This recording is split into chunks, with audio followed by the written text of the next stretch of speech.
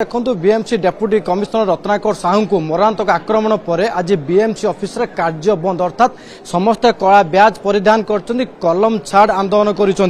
गोटे अभियोग जी दोषी ताको दंड दि जाए ऑफिस भितर जेहेतु 4 ରୁ 5 जन कहवा जो मैंने थिले मरणांतक आक्रमण करथिले सेमानकु जदि ऑफिस भितर पशिक आक्रमण कर अन्य कर्मचारी माने केते सुरक्षित एवं समस्त जेहेतु कला ब्याज परिधान कर कलम छाड़ आंदोलन कर